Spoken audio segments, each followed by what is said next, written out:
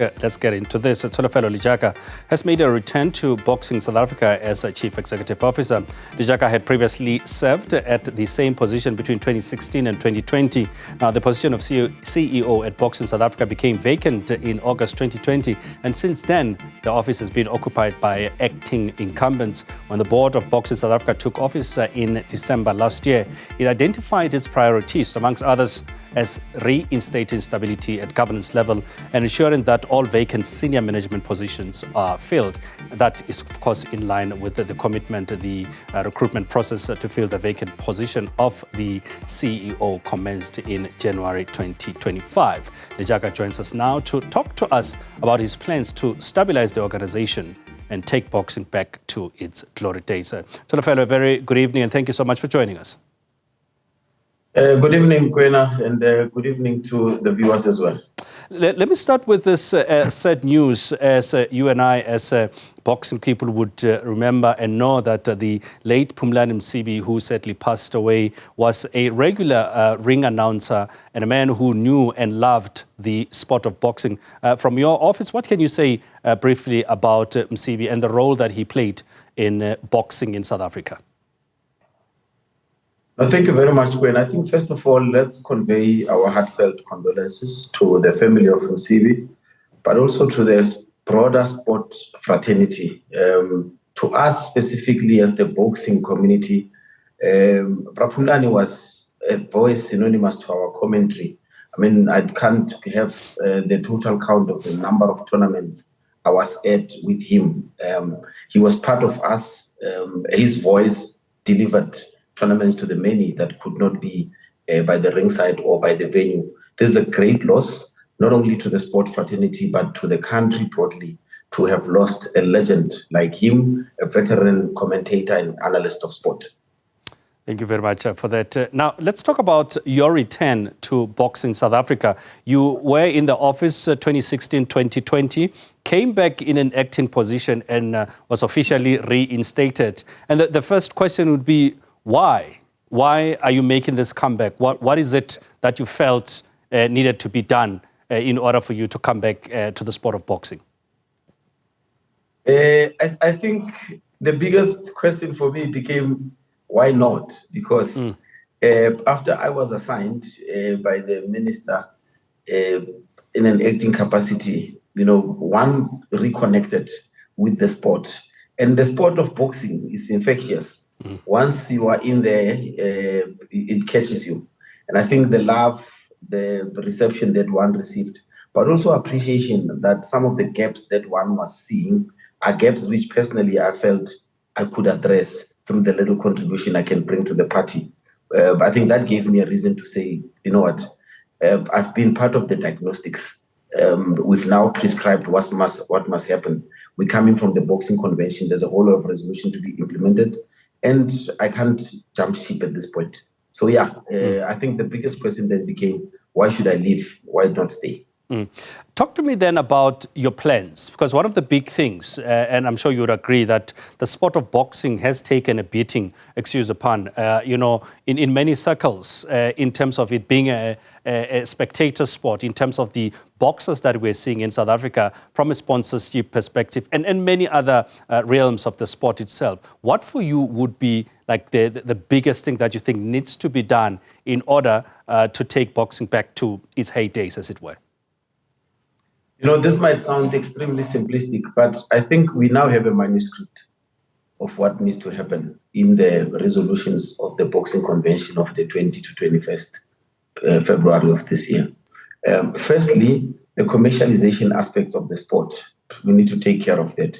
And there's a whole lot of activities that are in there, which I can unpack at a later stage. Two, the legislative and regulatory framework, the boxing law, modernizing that and making sure that it enables the sport instead of being prohibitive in some instances because of its outdatedness.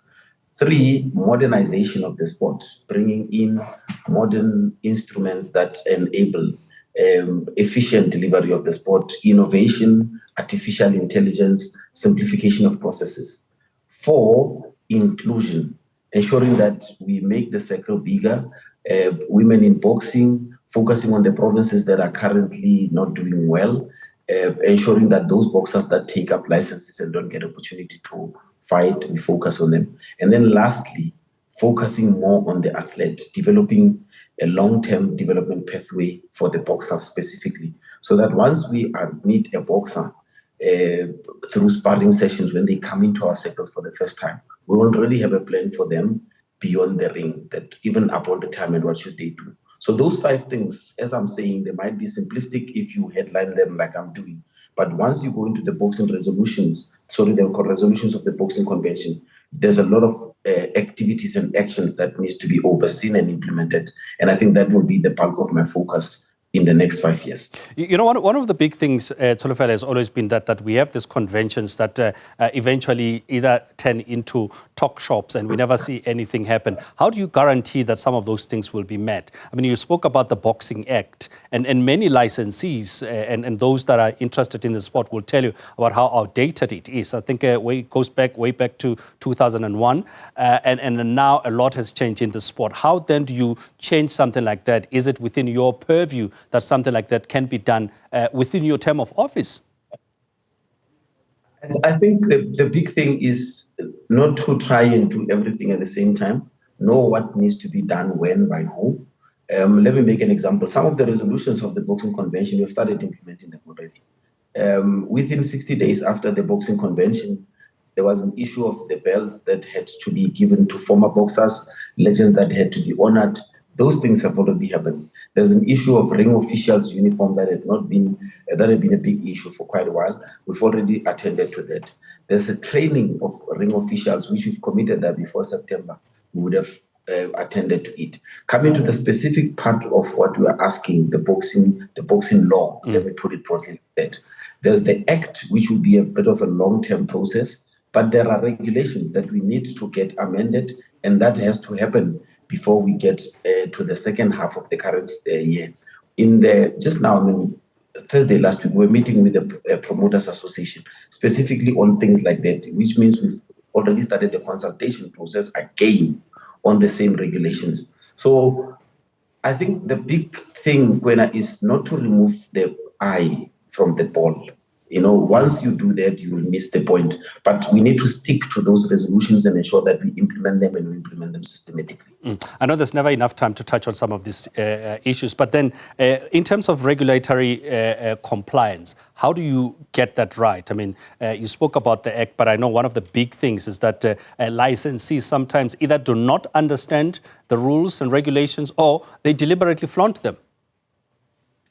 Yeah, that is the one thing that at least, I've built a reputation, I think, in the sport of boxing. They know my leadership style around that.